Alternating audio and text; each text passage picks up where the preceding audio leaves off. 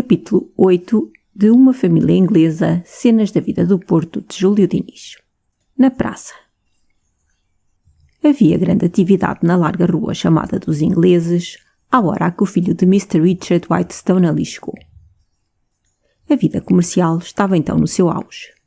Numerosos grupos ocupavam os passeios, o centro da rua e os portais das velhas casas que de um e do outro lado limitam. Presta-se a curioso estudo o aspecto da praça em ocasião assim. Nas posturas, no ademã e em várias outras exterioridades dos diferentes indivíduos que compõem estes grupos, pode-se encontrar indícios da posição comercial que eles ocupam. Vêem-se homens de aspecto grave, de movimentos pausados, de palavras medidas e espremidas, escutados, aqui e além, por um auditório atento, mudo, boquiaberto, cujas cabeças, balançando-se como as dos bonecos de porcelana, comentam com movimentos de aprovação as palavras destes oráculos. São diretores de bancos ou de companhias comerciais de outra qualquer natureza, bem ou mal reputados, as primeiras capacidades da praça. Os acionistas, sempre inquietos pelo seu futuro dos capitães, meditam cada palavra deles, como as de uma mensagem de Napoleão III na abertura do Parlamento francês. Mais longe, passeiam, com ar de quem está confiado em si, outros que não escutam os primeiros, mas que os saudam com fraternal familiaridade. Não têm tão numeroso cortejo a rodeá-los, porém são igualmente cumprimentados por todas as cabeças da praça. Chamam aos lábios das pessoas, a quem se dirigem, um sorriso de afabilidade e obrigam-lhes o tronco à inclinação expressiva de acatamento, pouco diferente da eloquência persuasiva, a qual, segundo um escritor humorista, é representado por o ângulo de 85 graus e meio com o horizonte. São estes os negociantes que não administram capitães alheios, mas que dispõem de grandes capitães próprios. De quem, menos diretamente, depende, portanto, a numerosa turba dos pequenos capitalistas, mas cujos destinos influem, mais ou menos, sobre os de toda a praça. Além disso, têm a fazê-los valer o prestígio da riqueza, prestígio que se impõe até aos que nada esperam dela. Observa-se às vezes um espetáculo, à primeira vista de difícil interpretação. Um homem, humildemente vestido, de aspecto triste, de cabeça baixa e barbas crescidas, é escutado com ansiedade na roda dos mais esplêndidos membros do corpo comercial. Todos parecem esforçar-se por não perder a menor palavra das poucas e sumidas que o tal homem pronuncia. De vez em quando, ele murmura não sei que frase e limpa ou faz que limpa uma lágrima. E os outros levantam as mãos ao céu, cruzam os braços, encolhem os ombros, coçam a cabeça, dão uma volta, como a distrair as mágoas, e tornam a acercar-se dele, como se fosse o centro de atração daqueles elementos dispersos. E toda a cena se produz de novo. Que quer dizer isto? É um negociante falido de pouco e rodeado de credores a quem, na sua humilhação, domina e que, de quando em quando, apavora, calculando com voz dolente o diminuto dividendo que lhes concederá. Não há posição social, situação na vida, por mais abjeta e precária que pareça, que não tenha a sua aristocracia. Os ladrões têm os monarcas conquistadores, os homicidas, os duelistas e guerreiros. A pobre, a oprimida, a miserável classe dos devedores tem os grandes negociantes falidos. O olhar exercitado em estudar a fisiologia da praça talvez possa distinguir do negociante cujos pagamentos ainda em época alguma foram suspensos aqueles cujas remotas fraturas têm sido miraculosamente consolidadas pelos dotes das esposas. Mas a segurança e franqueza de maneiras é tão igual nas duas espécies que à nossa análise não é possível a discriminação. A contrastar com todos estes, vê-se uma turba igualmente numerosa agitar-se na praça. Sempre a passos rápidos, rapazes pela maior parte com papéis, sacas ou amostras na mão, saem de um portal para entrar em outro. Desta é a calçada do terreiro, em direção à alfândega, aos cais, ao aborto de algum navio mercante. Consultam os indivíduos dos grupos que já mencionamos ou aguardam pacientes que eles os descubram e interroguem. Dirigem-se-lhes então, tirando o chapéu, atenção nem sempre retribuída. São estes os segundos caixeiros, os chamados de fora. Os praticantes de escritório, os cobradores e ainda os despachantes. Aqueles, enfim, sobre quem mais pesada se exerce a carga da vida do comércio e que menos proventos oferem dela. Distinguem-se pelo grau de velocidade dos passos. A dos despachantes chega a ser incómoda de ver-se, é digna de nota também a posição que tomam mais ordinariamente os dois interlocutores dos curtos diálogos que a cada momento se travam no meio da rua, entre os representantes das diversas hierarquias sociais, que se dizem caixeiro e patrão. O caixeiro está perfilado, com a mão na aba do chapéu e os olhos fitos nos lábios do negociante. Este responde-lhe, olhando para o lado e às vezes sorrindo até para um colega que de longe fala por acenos. Distração perigosa para a clareza da ordem dada, mas cujas consequências são atribuídas depois a quem a recebeu. Os patrões mais acessíveis levam a sua bondade a ponto de puxarem por o botão do casaco ou de desapertarem o do colete do subordinado enquanto lhe dão instruções. Quando o caixeiro expõe o resultado da comissão que executou, é-lhe permitido o acionado, mormente se, na execução dela, houve a vencer a renitência de algum devedor emérito, circunstância na qual pode até tentar um epigrama com a certeza de que agradará. Porém, quando são mais modestos os ares do caixeiro e mais impertinentes os do patrão, é quando o segundo está sendo convencido por o outro de um erro que repugna ao seu amor próprio confessar. Há ainda outra classe também inquieta, apressada, incansável, porém muito longe das disposições para a reverência desta última em que falamos. Há nas suas cortesias rasgadas alguma coisa de artificial que não ilude ninguém, e às vezes a menos cerimoniática familiaridade substitui até essas aparências de respeito. São os espantosos de tenacidade a perseguirem em certos casos o comerciante, que em vão tenta fugir-lhes.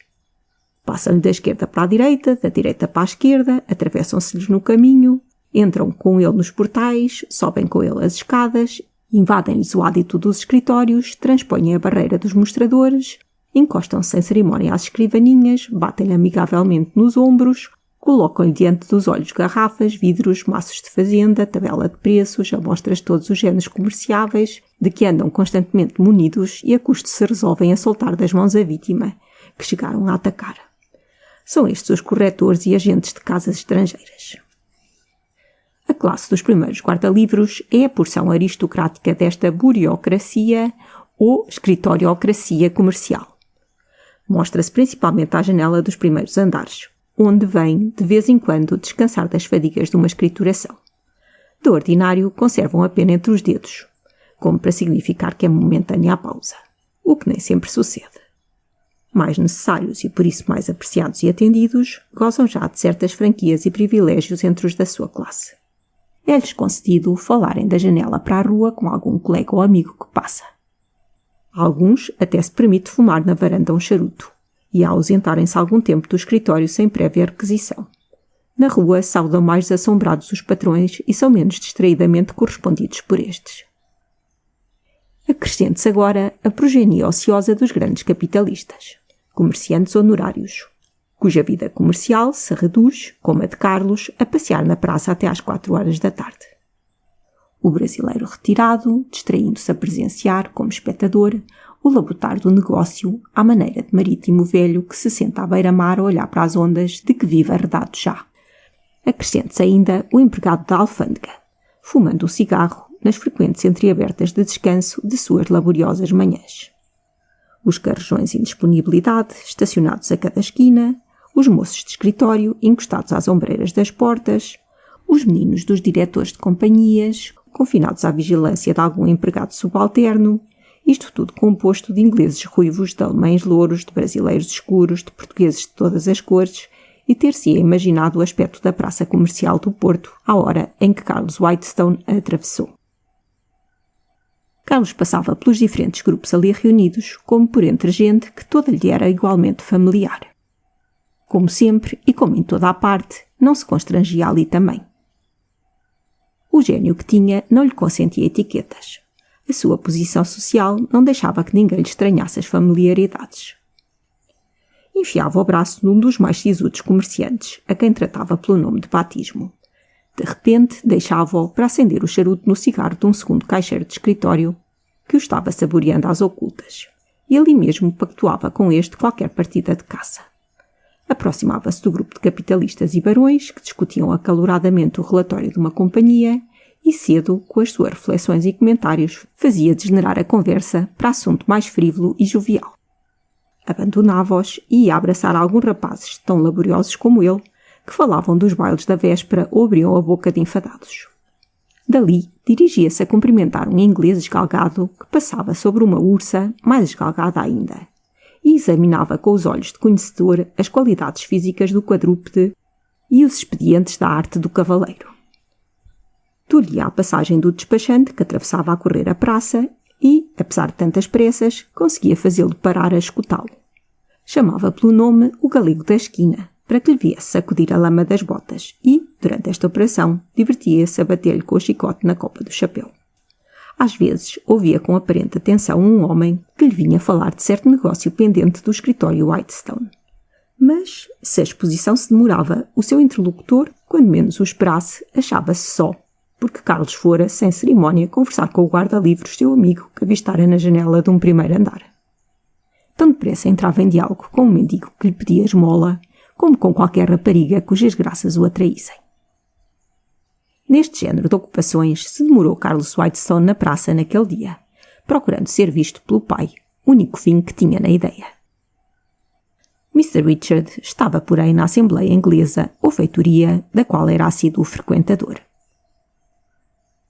Um dos muitos grupos de que Carlos Whitestone se aproximou compunha-se das mais graduadas individualidades da praça. Carlos passou o braço por cima do ombro de um barão, enfiou o outro no de um capitalista brasileiro e cumprimentou familiarmente um velho inglês que estava na companhia também. O que não há em toda a Europa é uma bolsa assim como a do Porto, dizia um comerciante bem intencionado em quem se encarnara a balda, muito portuguesa, de pendurar no pináculo da perfeição alguma coisa boa que temos ainda por cá. O inglês estremeceu de pasmo. What? A exclamação saiu-lhe inglesa na violência da explosão. Na Europa? Que diz, senhora? Vossa Mercê já viajou? Nada. Não, senhora. Ainda não saí do Porto. Mas dizem entendedores. Ora então, a Bolsa de Londres, o Royal Exchange, não vamos mais longe, o Royal Exchange, o moderno, porque o primeiro Royal Exchange foi do tempo da Rainha Elizabeth, construído por um arquiteto chamado Gresham em 1500 e tantos. Ardeu em 1667. 2 anos depois, levantou-se o segundo. Este foi construído por German, ainda me lembra bem dele. Ardeu em 1838. Estava eu em Londres. Em 1842 lançou-se a primeira pedra do novo, que foi segundo o plano de Tite, e dentro em 3 anos estava completo. E esse, quando ardeu, perguntou Carlos. O inglês sorriu sem responder à pergunta e preparava-se para entrar em circunstanciada descrição da planta baixa e alta do edifício. Carlos interrompeu-o outra vez. O que eu estou vendo, Mr. Lyons, é cá em Londres uma terrível disposição para arderem as bolsas. O barão e o brasileiro acharam extraordinária graça ao dito de Carlos e, batendo-lhe no ombro e chamando-lhe manganão, patusco, cabeça de vento e outras injúrias assim amáveis, não quiseram mais saber do que dizia o inglês, o qual se viu constrangido a engolir o resto da notícia histórica e arquitetónica. Mas, senhores, dizia em outro grupo para o qual Carlos se dirigiu, um meticuloso possuidor de umas 5 ações de certa companhia, a um dos diretores da mesma. Eu não vejo as coisas bem figuradas. Para que hei de estar a dizer o contrário? Negócios com o governo nunca me agradaram. O governo? Quem é o governo? O governo, afinal, não é pessoa que se penhore. Por isso, voto que... Mas repare, dizia o diretor com exemplar paciência. Repare que as garantias oferecidas são das mais seguras. O governo compromete-se. E adeus minhas encomendas, tornou o outro. Ora, que é cisma. Mas quem é o governo? Eu não sei quem é o governo. Uns valdivinos que hoje são tudo e amanhã são nada.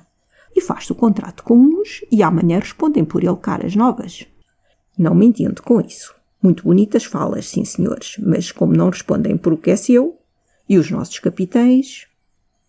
Estes capitães eram 100.000 reis por junto. O diretor pedia resignação a Deus para não romper com o obstinado. Carlos representou aqui de enviado celeste. Tomou o braço do acionista dissidente e, sem lhe atender aos esforços, afastou-o para o passeio dizendo-lhe a meia voz. O senhor já sabe do que se trata hoje na praça. Vai organizar-se uma companhia monstro. Pois, sim, mas deixe-me que eu tenho de discutir ali com o senhor. Ouça, insistiu Carlos, é negócio dos acionistas ganharem 40%, avaliando muito por baixo. O homem, que era de uma ingenuidade proverbial entre os colegas, olhou para Carlos com gesto de desconfiado e inquiridor. Depois, a frase 40% era de uma sonoridade... A fisionomia de Carlos tomara uma expressão de sisudez irrepreensível. Pois sim, mas eu agora, dizia ainda o homem. Carlos insistiu. Olhe que falo sério. É uma companhia de capitalistas ingleses que se vai meter nisto. Meu pai está encarregado do trabalho da instituição. É por isso que eu... Mas que é, afinal? Perguntou o sujeito com curiosidade. Demais, espera-se que o governo conceda um subsídio. O homem teve vontade de perguntar quem era o governo, mas resistiu à tentação desta vez. Mas qual é o fim? Perguntou em vez disso. E o comércio do Porto vai ressentir-se vantajosamente deste cometimento, continuava Carlos, deveras embaraçado em organizar a tal companhia. Mas o fim da empresa, o fim, brandava já o outro. O fim, um grande fim, uma nova via de tráfego comercial entre a cidade alta e a baixa. Como? Alguma rua? Não, senhor, aproveita-se uma riqueza ainda inexplorada que há no seio da cidade. Um enxame de ideias extravagantes voaçaram na imaginação do acionista, que já com ardente curiosidade perguntou. Mas que é? Como? Nada menos do que tornar navegável o rio da vila. O acionista dissidente olhou ainda alguns instantes para Carlos, mas cedo depois voltou-lhe as costas desapontado e procurou o diretor que estivera interpelando. Este, porém, aproveitara o ensejo e desaparecera, esquivando-se a resolver o difícil problema que o outro lhe apontara ao peito. Quem era o governo? O leitor que é do Porto, permita-me que eu explique aos que não são, que este nome pomposo da Rio da Vila é dado a um pequeno riacho de águas menos limpas que se despenha por sítios escusos e não mais asseados do que elas, até desaguar furtivamente e como envergonhado no Douro. O primeiro indivíduo de quem, depois deste, Carlos se avizinhou era uma potência comercial que ouvia amavelmente o pedido que lhe fazia um colega. Para ele pedir a outro, para este pedir a terceiro, e este terceiro pedir ao ministro, para o ministro empregar na alfândega o filho do cunhado do primeiro que pedia. Esta complicação enredada de pedidos, da qual inevitavelmente se havia de ressentir o período como ressentiu, parecia claríssima para o que estava sendo exorado, pois, sem pedir explicações, e como o homem que logo à primeira vista entrou no âmago da questão, não fazia senão prometer aplicar todo o seu valimento e ser até importuno para servir o amigo. Carlos chegou no meio dessas promessas cordialíssimas. É preciso que se diga que Carlos sabia, por acaso, que este capitalista havia recebido, aquela mesma manhã, uma carta de Lisboa, assegurando-lhe que fora provido no lugar disputado um parente seu. Esta circunstância fez com que o pouco dissimulado irmão de Jenny ficasse verdadeiramente abismado diante da impavidez com que o negociante iludiu ao amigo. Obedecendo à franqueza pouco de sociedade que dissemos ser um dos elementos do caráter dele, Carlos não pôde enfim reprimir-se que não dissesse: Mas, Sr. F., olha o que promete, esqueceu-se de que o seu parente C foi ontem mesmo despachado para esse lugar. Seguiu-se uma careta entre os dois interlocutores, que trocaram algumas frases, em tais casos forçosamente tolas. Fartos, enfim, de mastigar orações sem nexo, separaram-se friamente. O capitalista ralhou muito com Carlos, porém Carlos ainda ralhou mais com ele pela sua pouca lisura. E o certo é que ficaram amigos. Há nos caráteres francos e generosos, como o de Carlos, o que quer que seja que dissipa ressentimentos ainda aos mais reservados e egoístas. Resolveu finalmente o irmão de Jenny entrar no escritório. Ao dirigir-se para lá, viu que lhe vinha ao encontro um homem gordo, baixo e corado, que já de longe lhe estava fazendo cortesias. Parou a escutá-lo. Vossa Senhoria passou bem? Disse o recém-chegado. Carlos respondeu ao cumprimento. Ora, e eu, continuou o homem, já há pouco fui ao escritório de Vossa Senhoria, mas nem Vossa Senhoria nem o senhor seu pai lá estavam. Eu não sei se Vossa Senhoria me conhece. Não, senhor, disse Carlos, entretido a olhar para o laço da gravata do seu interlocutor. Eu sou Anastácio Rebelo, que fiz aquele carregamento de laranjas o ano passado. Carlos fez distraidamente um gesto afirmativo e passou a examinar o botão do peito do senhor Anastácio Rebelo. Ora, Vossa Senhoria, prosseguiu este, há de estar certo que há 2 meses o meu correspondente de Braga me pediu. Eu não sei se o pai de Vossa Senhoria lhe disse. Talvez não dissesse. Talvez não, disse Carlos sem o atender. Pois o negócio é simples. Este meu correspondente, que é também meu compadre, isto é, eu é que sou padrinho do filho dele, uma criança de 13 anos que esteve há meses em minha casa a banhos na Foz por causa de uns humores frios que... Carlos assobiava já. Mas agora quer este meu compadre... Olha, aqui está a carta que ele me escreveu, prosseguiu o homem procurando-a no casaco. Eu julgo que a trago comigo. Por ela fará a ideia. E principiou a tirar papéis sobre papéis, cartas, escritos, ordens, letras, contas, recibos, dizendo, ao passo que examinava cada qual por sua vez. Não, isto é outra coisa. É a ordem para me pagarem uns 50 e tantos mil réis. E já não vêm sem tempo. Mas onde diabo pus eu a carta? Não é isto. Isto é o escrito de arrendamento da minha casa de Forno Velho. Isto é... Que São Pedro é isto? Ah, a carta do Maranhão. Isto é uma encomenda que me fazem de Bragança. Vossa Senhoria não me sabe dizer onde se vende a estampa da Guerra da Crimeia?